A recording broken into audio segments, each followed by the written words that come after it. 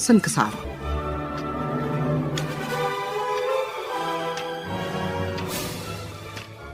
በየጊዜው በየወቅቱ በየሥርዓት በየቤቱ ታሪክ አለ፣ ባህል አለ፣ እምነት አለ፣ ሕይወት አለ።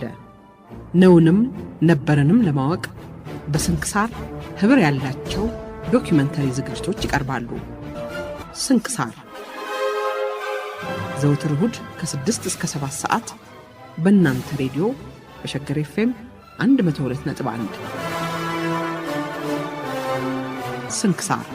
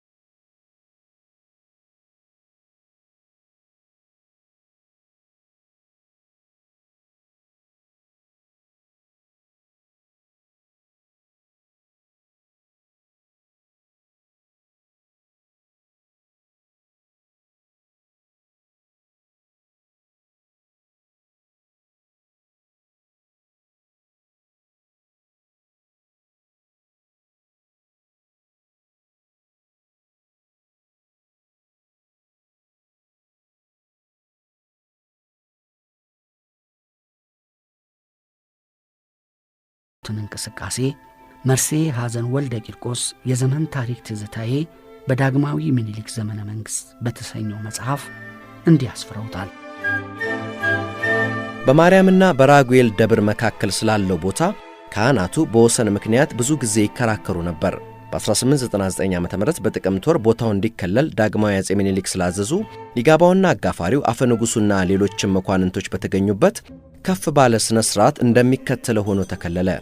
የሊቀ ጳጳሱ የአቡነ ማቴዎስ አርዌ ብትር ተይዞ ቀሳውስትና ዲያቆናት ልብሰ ተክህኖ ለብሰው መስቀል ተሸክመው ከስፍራው ላይ ተገኙ። ሊጋባ ወልደ ገብርኤል በሻህና አጋፋሪ መርዕድ ሀብተ ማርያም የቦታውን ወሰን እየረገጡና ምልክት እያስቀመጡ ቀደሙ። ካህናቱም ከዚያው ቀጥለው ተከተሉ። አፈንጉስ ነሲቡና ከመኳንንት ሽማግሌዎቹ ሰዎች ከፍ ካለ ደልዳላ ስፍራ ላይ ተቀመጡና የቅርቡን በአይን የሩቁን በመነጽር ይመለከቱ ጀመር። ለምስክርነት የተመደቡት ሰዎች ግን በወሰኑ ላይ አብረው ተጓዙ። የክልሉ ምልክት ከጃንሆይ ጎተራ በስተ ምስራቅ በኩል ከሚገኘው ቦታ ላይ ተጀመረና የራስ ሚካኤልን ቤት ወደ ራጉኤል፣ የከንቲባ ወልደ ጻድቅን ቤት ወደ ማርያም አስቀርቶ ወሰኑ በመካከሉ ላይ አለፈ። ከዚያም ወደ ሰሜን አልፎ የደጃች ለየህን ቤት ወደ ማርያም፣ የጦረኛ ወልደየስን ቤት ወደ ራጉኤል አድርጎ ወንዙን ተሻገረና ወደ ሱሉልታ ከሚያሳየው ከገደሉ አፋፍ ደረሰ። ከዚያም የአፋፉን ጠርዝ ተከትሎ ወደ ጓሳ ታጠፈና ሸንቁሮ ከበሩ ላይ ደርሶ ቆመ።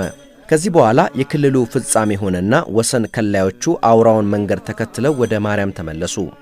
በዚህ ጊዜ ስለ ምስክሮቹ አቀራረብ አንድ አዲስ ነገር ተደረገ። የክልሉ ሥራ ገና ሲጀመር ሊጋባ ወልደ ገብርኤል ምስክር የሚሆኑላችሁን ሰዎች አቅርቡ ብለው የሁለቱን ደብር አለቆች አዘዙ። የራጉኤል ደብር አለቃ ጸሐፊ ትእዛዝ ገብረ ሥላሴ በበኩላቸው የአገር ሽማግሌዎችን መርጠው አቀረቡ። የማርያም ደብር አለቃ መልአከ ፀሐይ አፈወርቅ ግን የተለየ ነገር አደረጉ። ከ15 ዓመት ያልበለጠ ዕድሜ ያላቸውን ሕፃናት አቀረቡና በእኛ በኩል ምስክሮቻችን እነዚህ ናቸው አሉ። ሊጋባ ወልደ ገብርኤልም ተደነቁና ሽማግሌ ሰው አለማቅረቡ በምን ምክንያት ነው ብለው ቢጠይቋቸው ሽማግሌዎቹ ሰዎች ከጥቂት ጊዜ በኋላ የዕድሜ ውሳኔ ደርሶባቸው በቶሎ ያልፋሉ፣ እነዚህ ሕፃናት ግን በዕድሜ ይቆያሉ፣ ለማስታወስም ቢሆን የሕፃንነት አእምሮ የበለጠ ያስታውሳልና በዚህ ምክንያት ነው ብለው መለሱላቸው። ሊጋባውና መኳንንቱም እውነት ነው ብለው ሐሳቡን ተቀበሏቸውና እነዚያ ሕፃናት ምስክሮች ሆነው አብረው ተጓዙ። የዚህ ታሪክ ጸሐፊም ከሕፃናቱ አንዱ ነበረ። የዘመን ታሪክ ትዝታዬ በዳግማዊ ምኒልክ ዘመነ መንግሥት መርሴ ሐዘን ወልደ ቂርቆስ።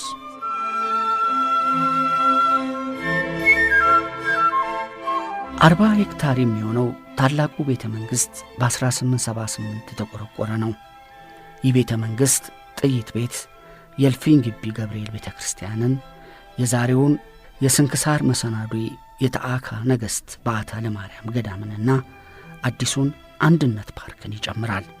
ወደ ገዳሙ ግቢ ሲዘለቅ ጸጥታው በሁለት መንገድ የተገኘ ይመስላል።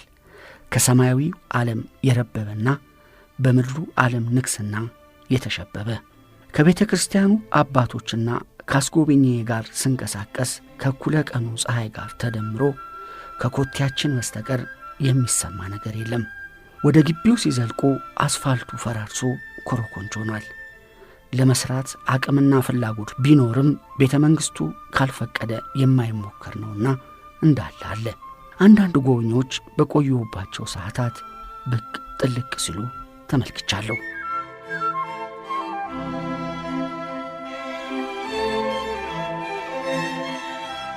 ከታላቁ ቤተ መንግሥት በስተ ምስራቅ ሁለት ቤተ ክርስቲያናት ይገኛሉ። እነሱም ኪዳነ ምሕረትና ተአካ ነገሥት በዓታ ገዳም ናቸው። በስተ ምዕራብ ደግሞ ግቢ ገብርኤል እየተባለ የሚጠራው ቤተ ክርስቲያን ይገኛል። ግቢ ገብርኤል ኦክታጎናል ወይም ባለ 8 ጎን ወይም ክብ ቅርጽ ያለው ሲሆን የህንድ ሕንፃ ጥበብ ያረፈበት ነው። ይህ ቤተ ክርስቲያን ቀድሞ በሚኒሊክ ቤተ መንግሥት ውስጥ እልፍኝ ገብርኤል የጸሎት ቤትን በመተካት የተሠራ ነበር። ሚኒሊክ በየጊዜው ጸሎት ያደርጉበታል። ከቤተ መንግሥት ውጭ ሆኖ ተሻሽሎ እንዲሠራ የሚያደረጉት እሳቸው መሆናቸውን ባቲስቶኒና ጂን ፖል ጽፈዋል። የቤተ ክርስቲያኑ ግንባታ የተጠናቀቀው በ1900 ዓመተ ምህረት ነው። ቤተ ክርስቲያኑ የተሠራበት ቦታ ምኒልክ የጣይቱ እልፍኝ ከልካይ ለነበሩት አዛዥ ዘአማኑኤል የሰጧቸው ነው። የዘአማኑኤል መኖሪያ ቤትም በቤተ ክርስቲያኑ ቅጥር ግቢ የሚገኝ ሲሆን በአሁኑ ሰዓት የቤተ ክርስቲያኑ ግምጃ ቤት በመሆን እያገለገለ ይገኛል። ከታላቁ ቤተ መንግሥት በስተ ምሥራቅ ከሚገኙ ቤተ ክርስቲያናት አንዱ ዳግማዊ አጼ ምኒልክ ለጠዋት ማታ ማስቀደሻና ጸሎት ማድረጊያቸው እንዲሆን ብለው ያሰሩት ስዕል ቤት ነው። ከጊዜ በኋላ መንክራ ስዕል ቤት ኪዳነ ምሕረት በሚል ተሰይሞ የንጉሣውያን ቤተሰቦችና ምዕመናን በጋራ ጸሎት ያካሂዱበታል። የሳር ክዳን የነበረው ጣሪያው በቆርቆሮ የተቀየረ ሲሆን የሕንፃው ይዘት መሠረቱን ሳይለቅ ታሪካዊነቱን እንደያዘ ይገኛል። ስዕል ቤት ኪዳነ ምሕረት የተለያዩ መንፈሳዊ ስዕሎች የነበሩ ሲሆን ጣሊያን በ1928 ዓ.ም ሀገራችንን በወረረ ጊዜ ከበርካታ ቅርሶችና ንብረቶች ጋር አቃጥሏቸዋል። ስዕል ቤትን ጣሊያኖች በወረራ ወቅት ክሊኒካቸው አድርገው ሕክምና አገልግሎት በመስጠት ይጠቀሙበት ነበር። ከቤተ ክርስቲያኑ በስተደቡብ ካለው በር የንግሥተ ነገሥታት ዘውዲቱ ጸሎት ቤትና ማስቀደሻ ናት የምትባል አንዲት ትንሽ ክፍል ወጣ ብላ የምትገኝ ሲሆን ቀዳማዊ ኃይለ ሥላሴ በኋላ በተለይ የልደት በዓላቸውን ሲያከብሩ አረፍ የሚሉባት ዙፋንም አለ።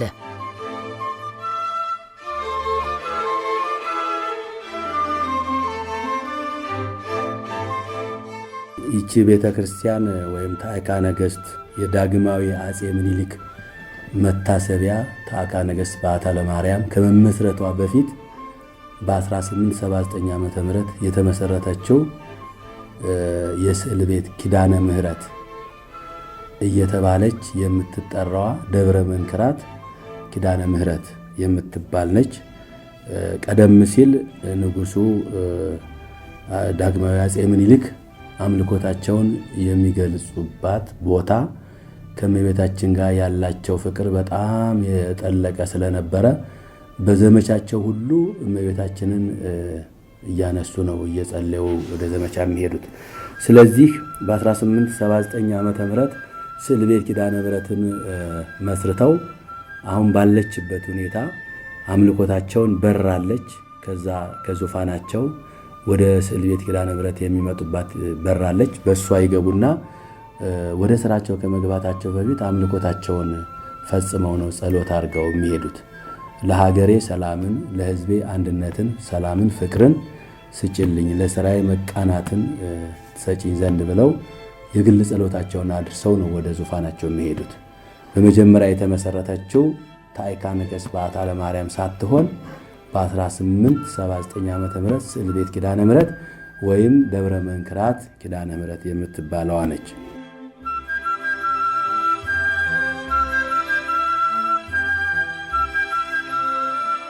ከዚያ በኋላ ከሳቸው ህልፈት በኋላ በ1910 ዓመተ ምህረት ነው ይቺ ዳግማዊ ምኒልክ መታሰቢያ ታዕካ ነገሥት በዓታ ለማርያም የተመሰረተችው።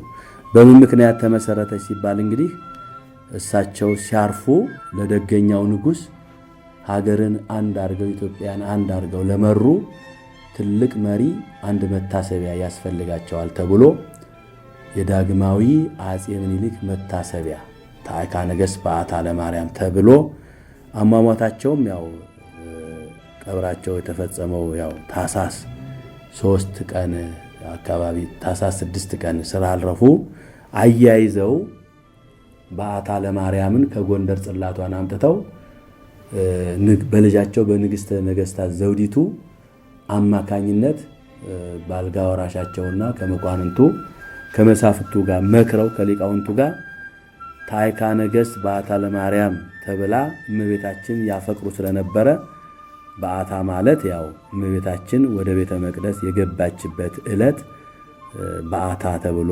ይጠራል እንጂ ያችው እመቤታችን ነች በዓታ የተባለች። ስለዚህ ታኅሳስ 3 ቀን በዓመት አንድ ጊዜ ነው የምትከብረው። እዚህ አዲስ አበባ ምንም ነገር የለም የሷ። ለአከ ሰላም ሽታው ብርሃኑ የታዕካ ነገሥት በዓታ ለማርያም ገዳም ዋና ጸሐፊ፣ ንግሥተ ነገሥታት ዘውዲቱ አባታቸው ዳግማዊ አጼ ምኒልክ ለሠሯቸው ሥራዎች መታሰቢያና ለአጽማቸው ማረፊያ በሚል የዳግማዊ አጼ ምኒልክ መታሰቢያ የታዕካ ነገሥት በዓታ ለማርያም ቤተ ክርስቲያንን አሳነጹ።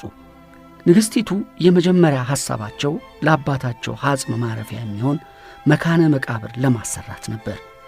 በኋላ ግን መቅደስ እንዲኖረው ሆኖ ንድፉ ተሻሽሎ ተሠራ። የግንባታ መሠረቱ በ1910 ተጣለ። በ1920 ተጠናቀቀ። የቤተ ክርስቲያኑን ሕንፃ ንድፍ የሠራው ሃርቴል ሲግለር የተባለ ጀርመናዊ የኪነ ሕንፃ ባለሙያ አርክቴክቸር ነው። ይህ ሰው ፒያሳ አካባቢ ከአራዳ ጊዮርጊስ ቤተ ክርስቲያን ፊት ለፊት በክብር ቆሞ የሚገኘውን የታላቁን ንጉሥ ዳግማዊ አጼ ምኒልክን ሐውልት የቀረጸ ነው። በዳግማዊ ምኒልክ ዘመንም ሆነ ከሳቸው በኋላም በአዲስ አበባ ይኖሩ የነበሩ የውጭ አገር ሰዎች በከተማዋ በተሠራ አብያተ ክርስቲያን ተቋማትና ቤቶች ላይ የየሀገራቸውን አሻራ አኑረዋል። አውሮፓውያን፣ ህንዶች፣ አረቦች፣ አርመኖችና ግሪኮች በኪነ ሕንፃና በኮንስትራክሽን ዘርፍ አሻራቸውን ካሳረፉት በዋናነት የሚጠቀሱ ናቸው።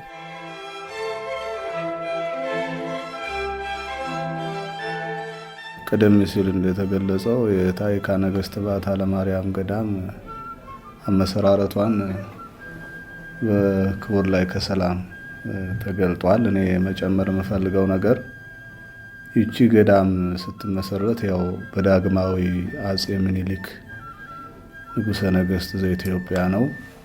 ታዕካ ነገሥት በዓታ ለማርያም ንጉሠ ነገሥቱ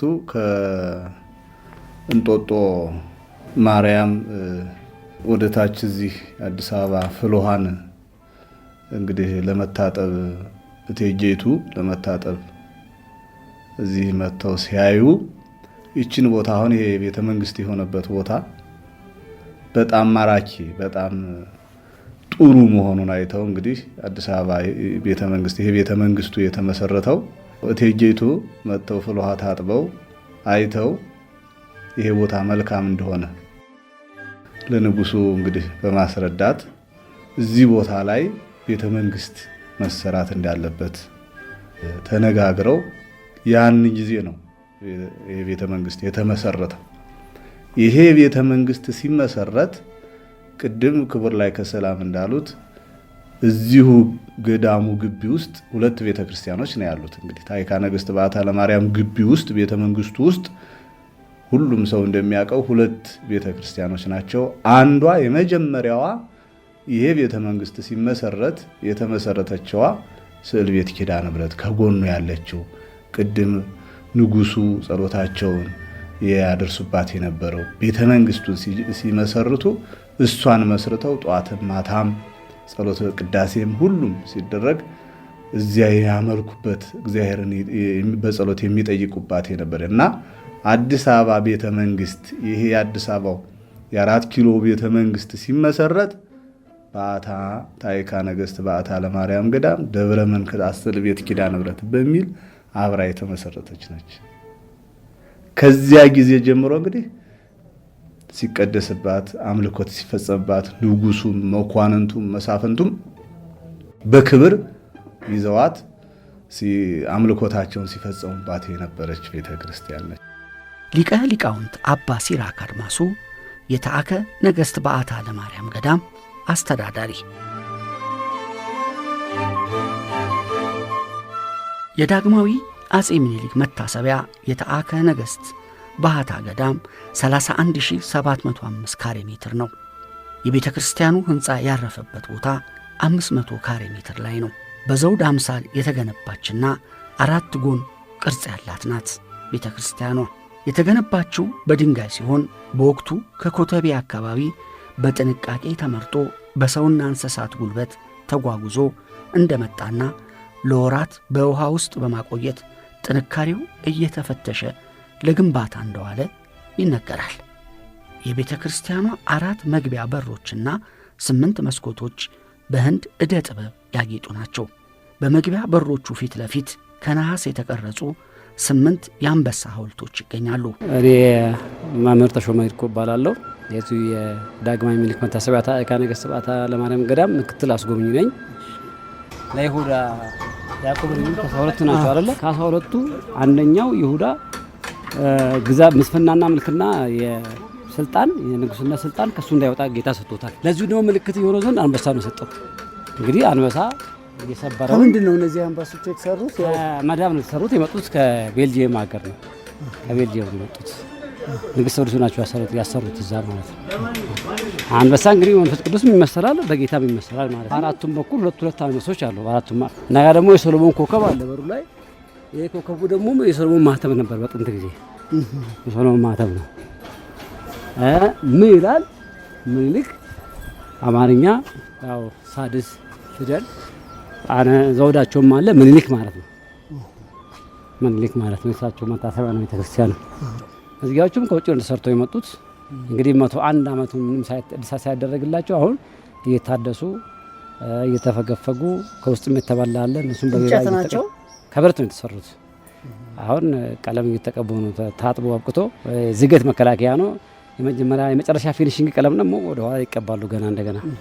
በአራቱም የሕንፃው ማዕዘን መጠናቸውና ቅርጻቸው የሚመሳሰሉ መስቀል የያዙ ጉልላቶች፣ በመሃል ደግሞ በዘውድ ቅርጽ የተሠራው ትልቁ ጉልላት ለሕንፃው ውበት ሰጥቶታል። ወደ ውስጥ ሲዘልኩ በቤተ ክርስቲያኑ ግድግዳዎች ላይ በአለቃ መዝሙር ዘዳዊትና በሌሎችም ሰዓሊያን የተሳሉ የተለያዩ መንፈሳዊ ስዕሎች ተስለው ይታያሉ። አሁን የት ነው ያለነው? አሁን ቅድስት ውስጥ ነው ያለው። የቤተክርስቲያኑ ሁለተኛ ክፍል ውስጥ ነው ያለነው። እዛ በአራቱ ማዕዘን የሚገኙ ስዕሎች አሉ። ቤተክርስቲያኑ ሲሰራ አብሮ የተሰሩ የሰራው ሄልሙት አሽሩድ ይባላል። ጀርመናዊ ሰዓሊ ነው። ቤተክርስቲያኑን የሰሩት ኢንጂነሮቹ ጃፓኖችና ግሪኮች፣ ህንዶችም እስራኤሎችም አሉበት። ስዕሉን ግን የሰራው ሄልሙት አሽሩድ ነው። ጀርመናዊ ሰዓሊ ነው። ስም ያው ጽሁፍም አለ፣ ፍርማና ጽሁፍም በአራቱ ማዕዘንም አለ በቀይ። ይሄ አራቱ ስዕሎች የሚያመለክቱት አንደኛው በፊት ያለው የአድዋ ወረራ መጀመሪያው ጊዜ በአጼ ምኒልክ ጊዜ የነበረው በ1888 በኢትዮጵያውያን፣ በውጭ ደግሞ በ1896 አድዋ ላይ የተካሄደ ወረራ ነው። ፈረስ ላይ ያሉት አጼ ምኒልክ ናቸው። ከፊት ደግሞ ጋሻና ጦር የያዙት የኃይለ ሥላሴ አባት ራስ መኮንን የጦሩ መሪ ነበሩ። በዛን ጊዜ ዛሬ ጀነራል እንደሚባለው የጦሩ መሪ አዝማች ነበሩ ማለት ነው። በስተምስራቅ ያለው ስዕል ደግሞ ለኃይለ ሥላሴ አባት ለራስ መኮንን የሐረርን ከተማ ቁልፍ ሲሰጧቸው ነው። ቁልፍ ማለት ስልጣን ማለት ነው። ስልጣን የሐረር ገዢ የአንድ ክፍለ ሀገር ዛሬ የክልል ፕሬዚዳንት ነው የሚባለው ማለት ነው። በስተ ምስራቅ በኩል ደግሞ ያለው ንግሥተ ሳባ ወደ ሰሎሞን ጋር ስትሄድ ሰሎሞን በዛን ጊዜ እንደውም አሁን ቤተ መንግስት ሙዚየም ሲሰሩ ከኛ ጋር ደብዳቤ ጽፎ የንግሥተ ሳባን ስዕል በፎቶግራፍ በዲጂታል ካሜራ አንስተው ከዚህ ነው የወሰዱት፣ እዛ ለማደራጀት ማለት ነው። እዚህ አሁን አንድነት ሙዚየም አዎ፣ ከዚህ ነው የወሰዱት አንስተው በደብዳቤ ተጠይቆ። በስተደቡብ በኩል ያለው ደግሞ የአጼ ምኒልክ ንግስና የሚያሳይ ነው። ግብፃዊ ጳጳስ የመጨረሻው ፖፕ አቡነ ማቴዎስ ይባላሉ። አሁን አጽማቸው እዚሁ አለ መቃብራቸው ግራውንድ። እሳቸው አጼ ምኒልክ ሲያነኩሳቸው ወይ ደግሞ ዘውድ ሲጭኑላቸው በእንጦጦ ማርያም ቤተክርስቲያን በጀርባ ያለችው እንጦጦ ማርያም ቤተክርስቲያን ነች። ስርዓተ ንግስና ሲፈጸምላቸው ነው። የኛው ደግሞ አጼ ኃይለ ሥላሴ ሲመጡ የሚያስቀድሱበት ከላይ ዘውድና መስቀላቸው አለ። ዙፋናቸው እዚህ ውስጥ ይደረጋል። ወንበራቸው እዚህ ውስጥ ሆኖ ይጸልያሉ። የባለቤታቸው በተመሳሳይ እዛ ስላሴዎች ያሉባት ጋር ነበር የሚቀመጠው ተነስቶ ነው እንጂ አጼ ምኒልክ ደግሞ ወዲያ ነበር የሚያስቀድሱት። ኪዳነ ምሕረት የእሳቸው ጸሎት ቤት ነች። ኪዳነ ምሕረት ስዕል ቤት ትባላለች። የእሳቸው ማስቀደሻ ነበረች።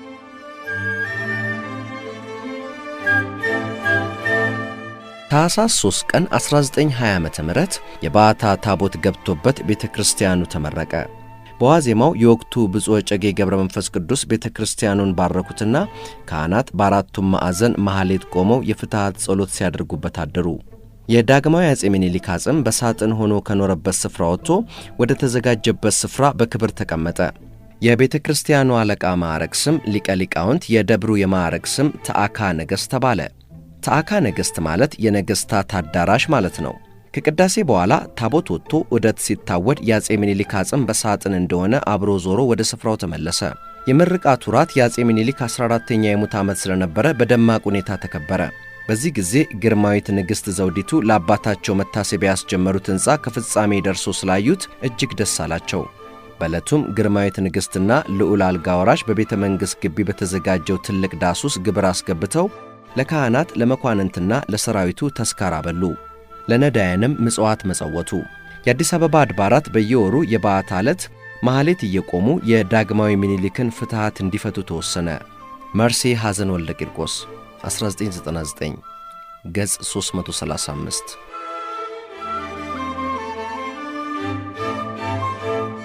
የቤተ ክርስቲያኗ ግንባታ ተጠናቆ አገልግሎት መስጠት ከጀመረች ወዲህ ንግሥት ዘውዲቱ ቤተ ክርስቲያኗ የምትተዳደርበት የገቢ ምንጭ እንዲኖራት በማሰብ ብዙ ቋሚ ንብረት አደራጅተው ሰጥተው ነበር።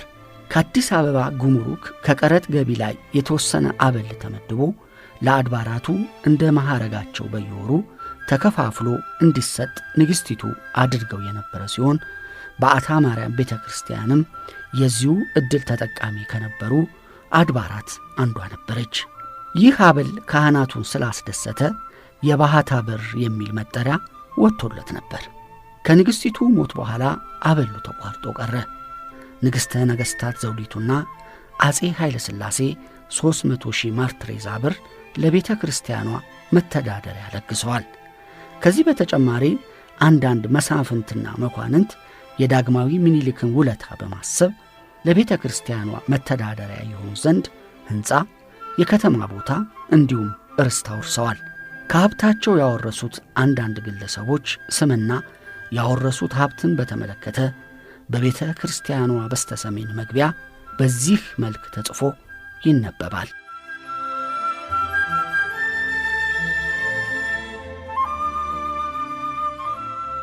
በኩል ወደ 4 ኪሎ በሚያስወጣው ዋናው በር በኩል አንድ የተጻፈ ጽሑፍ አለ። መልካሙን ስራችሁን አይተው በሰማያት ያለውን አባታችሁን እንዲያመሰግኑት ብርሃናችሁ እንዲሁ በሰው ፊት ይብራ። ማቴዎስ 5 ቁጥር 16።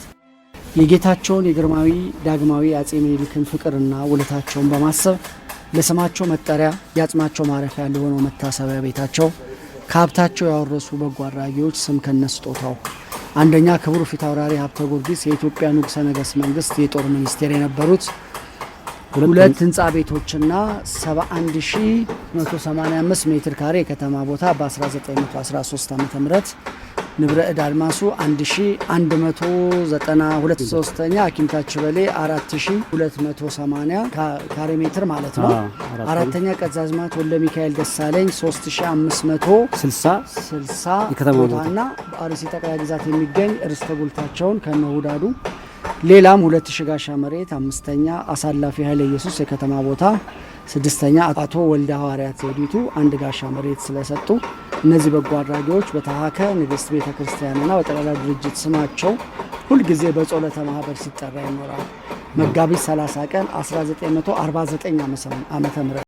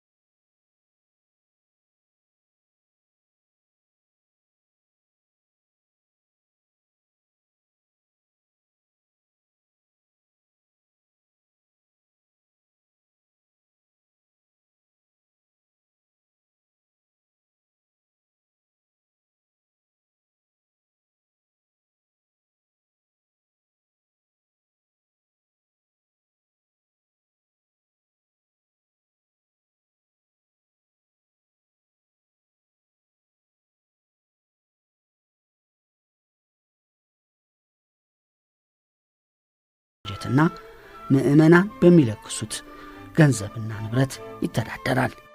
በ1950 መታሰቢያ ድርጅቱ በቻርተር እንዲተዳደር ተደርጎ በንጉሠ ነገሥቱ የሚሾሙ ሚኒስትሮችና ከፍተኛ ባለሥልጣናት በሚገኙበት የባላደራ ቦርድ ይመራ ነበር። በቦርድ መተዳደሩ በመጋቢት 15 ቀን 1986 ዓ.ም እንዲፈርስ ተወስኖ በኢትዮጵያ ኦርቶዶክስ ተዋሕዶ ቤተክርስቲያን ጠቅላይ ቤተ ክህነት በቃለ ዓዋዲ እንዲተዳደር ተደርጓል። አቡነ ጴጥሮስ፣ ሊቀ ሊቃውንት ወልደ ሚካኤል፣ ሊቀ ሊቃውንት ገብርኤል አቡነ ፊልጶስ፣ ሊቀ ሊቃውንት ገብረ መስቀል አቡነ ዮሐንስ፣ መምህር ወልደ ሚካኤል አቡነ ሉቃስ፣ ሊቀ ሊቃውንት መሐሪ ትርፌ አቡነ ጴጥሮስና ሊቀ ሊቃውንት ኃይለ መስቀል ገብረ መድኅን የቤተ ክርስቲያኗ ግንባር ቀደም አለቃዎች ከነበሩት የሚጠቀሱ ናቸው።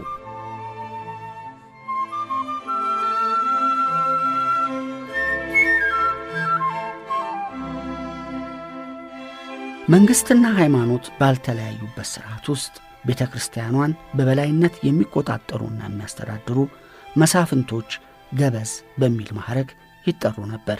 መንፈሳዊ መሪው ደግሞ ቄስ ሲሰኝ የአለቅነት ማዕረግ ነበረው።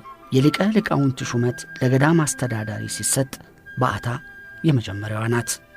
የመጀመሪያው የቤተ ክርስቲያኗ ገበዝ የነበሩት ራስ ልዑል ካሳ ናቸው። መታሰቢያ ድርጅቱም በምክር ቤት ደረጃ ይተዳደር የነበረ ሲሆን ሰብሳቢውም ንጉሥ ኃይለ ሥላሴ ነበሩ።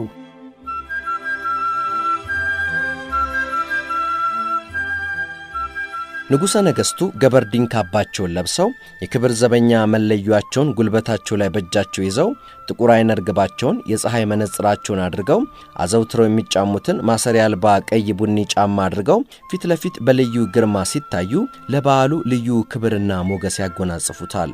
ብርክታንቲ እማንስት አካ ነገሥት ወመሠረቱ ለዓለም እጓል አንበሳ ምኒልክ በከርስኪ ጾርኪ ታአካ ነገሥት ሆይ ከሁሉም የላክሽ የከበርሽ ነሽ፣ አንበሳው ልጅሽ ምኒልክ በውስጥሽ አርፏልና እያሉ ጥንግ ድርብ ለብሰው በእግራቸው እያስረገጡ በእጃቸው ጽናጽሉን ይዘው ግራና ቀኝ ሲጸነጽሉ አንዱ ሲሄድ አንዱ ሲመጣ ጎንበስ ቀና ቁጭ ብድግ ሲሉ ያስደስታሉ። የንጉሠ ነገሥቱንና የምዕመናኑን ትኩረት ይስባሉ። መቋሚያቸውን ከፍ አድርገው ወደ ሰማይ ሲያስተውሉ መላእክት ከአርያም የሚወርዱ ይመስላል። ደብተራ ካሳና መምሪያ ለሥላሴ የሚባሉ ከበሮ መቺዎች ግራና ቀኝ ቆመው ካህናቱን ሥርዓት እያስያዙ የከበሮን ምት ሲያሳምሩት ሌላ ነበር። የከበሮ ቅኝት ከተበላሸ የወረቡንም ማካሄድ ስልትና መልክ ሊያሳጣው ስለሚችል የእነዚህን ባለሙያዎች ከሊቃውንቱ ጋር ተግባብቶ መገኘት የግድ ነው። ሌላው ካህን በወረቡ አፉን እያንቀሳቀሰ ባንክሮ በተደሞና በተመስጦ ሆኖ ለሊቃውንቱ አግራሞቱን ይገልጻል። ለኢትዮጵያ ታሪኳ ነው መልኳ። ከአፈሊቅ አክሊሉ ገብረ ኪሮስ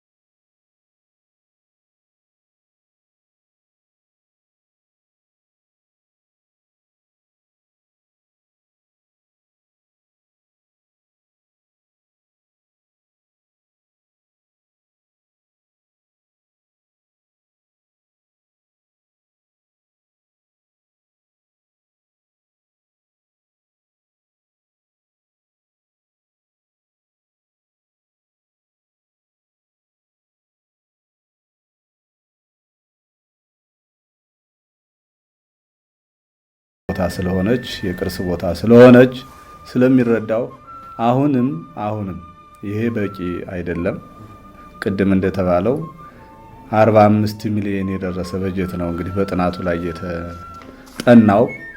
አሁን ጊዜው ደግሞ ባለበት ሁኔታ በተጠናበት ላይሆን ይችላል፣ ሊጨምር ስለሚችል አሁንም ህዝበ ክርስቲያኑ ይሄ የሀገር ቅርስ ነው፣ ይሄ የትውልድ ቅርስ ነው። ሁሉም ተሳትፎውን እንደስከስካሁኑ ድረስ እንደስከስካሁኑ አሁንም እርዳታውን እጅ መለገሱን በአቅሙ ሁሉም በተቻለው መጠን እንዲለግሰን ነው ማለት የምፈልገው። ዳም ታሪክ በሚቀጥለው ሳምንትም ይቀጥላል። በቅንብሩ ወንጌላዊት ብርሃኑ፣ አዘጋጅቼ ያቀረብኩት መኮንን ወልደ አረጋይ ነኝ። ኢትዮጵያ ለዘላለም ትኑር።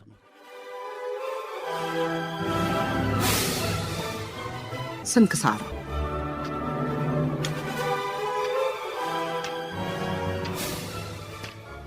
በየጊዜው በየወቅቱ በየስርዓት በየቤቱ ታሪክ አለ፣ ባህል አለ፣ እምነት አለ፣ ሕይወት አለ። ነውንም ነበርንም ለማወቅ በስንክሳር ህብር ያላቸው ዶኪመንተሪ ዝግጅቶች ይቀርባሉ። ስንክሳር ዘውትር እሁድ ከ6 እስከ 7 ሰዓት በእናንተ ሬዲዮ በሸገር ኤፍኤም 102.1 ስንክሳር